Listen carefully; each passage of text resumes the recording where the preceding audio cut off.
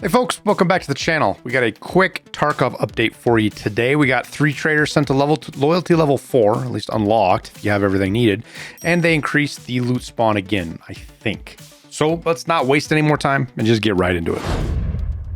Okay, so what we have is we got Therapist to loyalty level 4, Ragman to loyalty level 4, and Jaeger to loyalty level 4. Assuming you had all the prerequisites met. I don't remember what the money was. I think it is actually 7.5 million for Ragman, probably about 6 million, maybe 5.5 for Jaeger, and Therapist. I've got so much spent on her, I don't know. I don't remember what it was, along with the rep and the levels and everything required for that.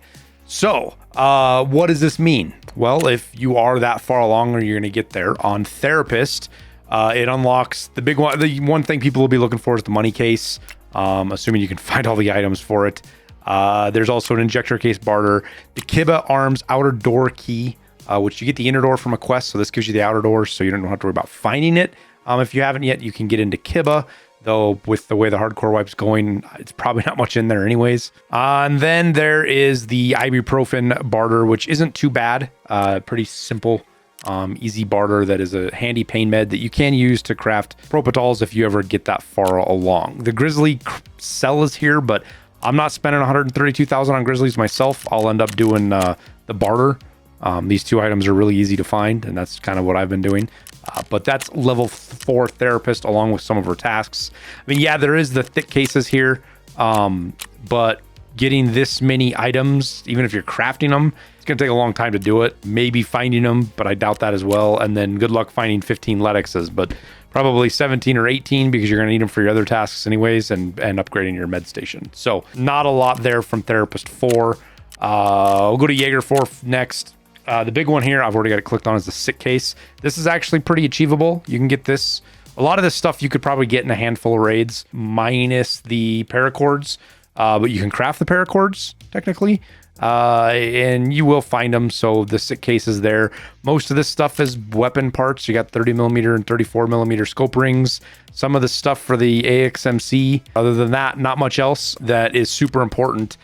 Scopes and thermals if you want to use it. They do have this weapon case, but pistol cases aren't easy to come by. And then the thick case from here, thick weapon case with 2 of these and 2 weapon cases, 4 ammo boxes, and 10 metal parts if you're after that, along with the auto Saiga shotgun. I think this is linked to the Halloween event, though, if I remember correctly. I could be wrong. They could have changed that, but I think you had to do the Halloween event to have this purchase, though I might be wrong there.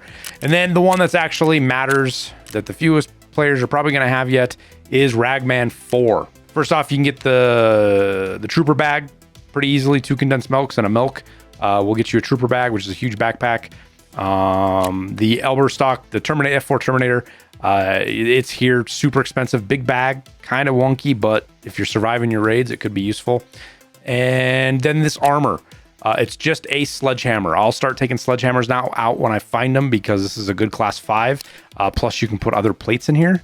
You don't have to just put in these the Russian plates. You can put in the NATO plates as well. You can get the Gen 4 body armor if you happen to be able to find VPXs. You can craft these. It's just a bunch of hard drives to craft the SAS drive, so it's not too bad. Then you've got the MK3 is also a class 5, but these are pretty, I won't say they're rare, but they're not super duper common. You have the TV-110 for 138,000, which actually isn't too bad of a price. The TV-110 isn't a great on armor, but there isn't really great armor running around right now because of the hardcore wipe. Then you also have the 10 dog tags for the M2. This kind of barter is kind of silly because these gold chains are super rare. And then just a straight up buy. Some decent helmets. Again, you're going to start seeing the Death Shadow mask around a lot more, I think.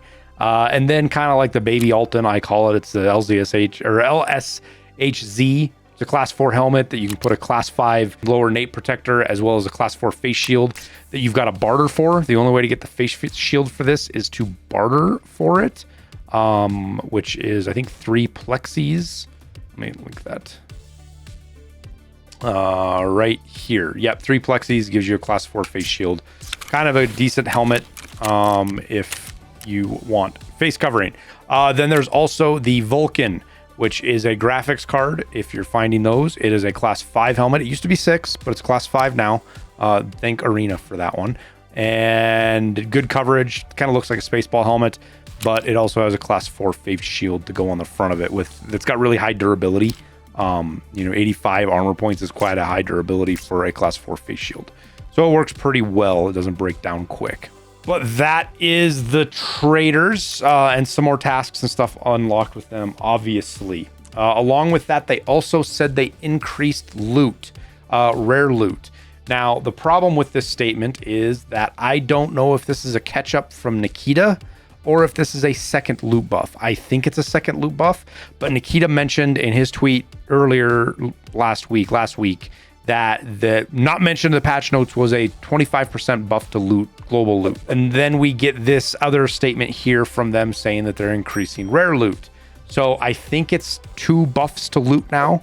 They're not like catching up and just putting it in the notes what Nikita said. I think this is an additional buff on top of that.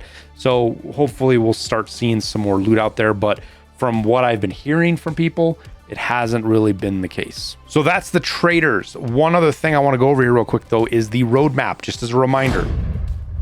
So the roadmap, we'll zoom in here on the August patch so everybody can see it. The big thing in here that I'm kind of anxious to see is the in-game event. It's going to be something big. It's going to be something special. We'll see how well it goes over with the hardcore rules set. I don't think it was originally planned to do that. It could completely blow the hardcore rules set out. Maybe they use it as an opportunity to end the hardcore test. Who knows? But it'll be something interesting, and it'll give us something to do over September. Hopefully, I've been wrapped up in Battlefield, and I will be next weekend. And then October 10th is the release of Battlefield 6. And then we have Arc Raiders on the 30th of October. So October is kind of, I'm probably not going to play much Tarkov in October, but there is a much to do in September. So I plan on playing plenty of Tarkov in September still, try to get max traders, maybe get a prestige out of it, but we'll see. It's pretty tough. It's looking at some of the things still to do on hardcore. I don't know if I'm actually going to be able to do it. But we also are going to get some more balancing fixes, quality of life changes, and cumulative fixes based on player feedback. Vague on purpose. That way they can kind of do whatever they want. They don't have to stick to any promises.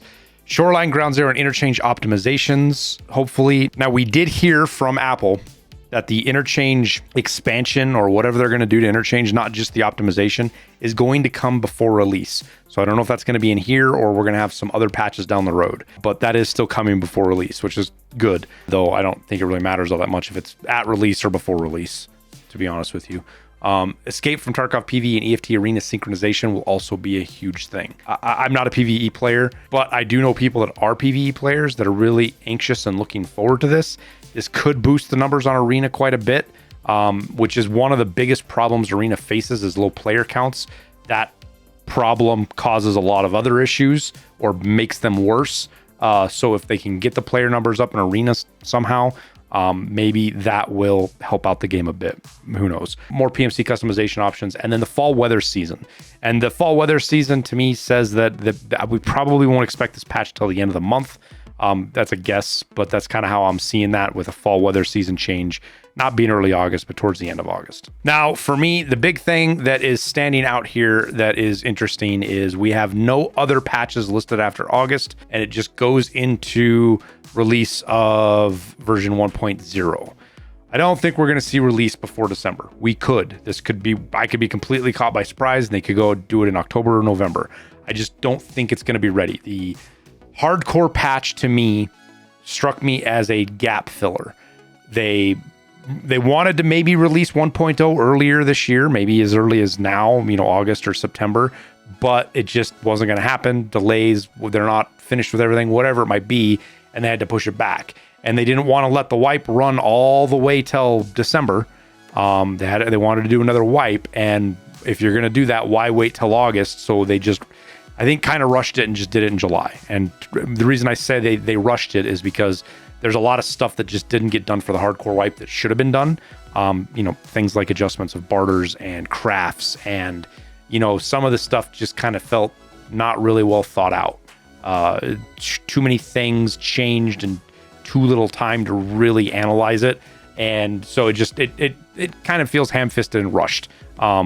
So I think that's what it was a product of. Is it was a last-minute decision. We're going to do a hardcore wipe. We're going to use that to fill the time between the patch 16 wipe and the release. So that could point to release being earlier than December, though I don't think it is. So what's going to fill this time between August and December is a big question mark for me.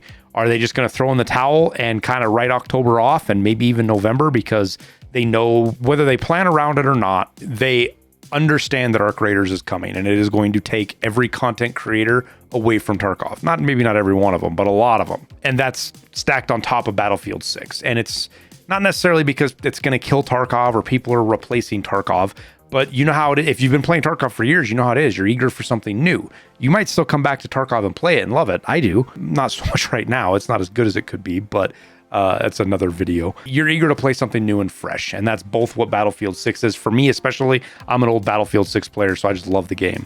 I'm a Battlefield player, so Battlefield 6 is great for me. And Arc Raiders, I just absolutely freaking fell in love with that game too.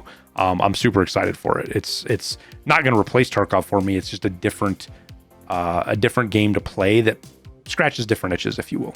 So whatever's going to fill that gap is going to be a big question mark. It's going to be really interesting to see what they decide to do and how it rolls out. I think we're going to get a date in the end of August.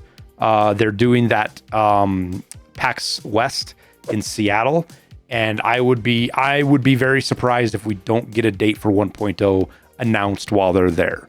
If they don't do it there, maybe they do it in Tokyo or Korea, or I think Paris. There's 4 shows they're going to. I think the one in Europe is in Paris, but I could be wrong. Whichever one in Europe, they could announce at any one of those. And the last one of those isn't until November. I doubt they're going to go 1.0 before they're done doing these tours. This is marketing. They're doing all of this stuff to build up to 1.0, get word out about 1.0, and that way they can improve their sales for it once it comes around. So I don't think we're going to see a launch before then. That's another thing that kind of points to me in like November, December, is that all the game shows they're going to, or conventions or whatever you want to call them. But I think that's all I got. I'll quit yapping. As always, I appreciate you guys watching the content and supporting me. Leave a like and subscribe if you haven't already. It helps me out a ton. Tells YouTube you want to see more of this content. If you're playing Tarkov, I wish you the best of luck in your raids. Hopefully that spawn buff will actually play out. But with that, we'll say goodbye and we'll see you in Tarkov.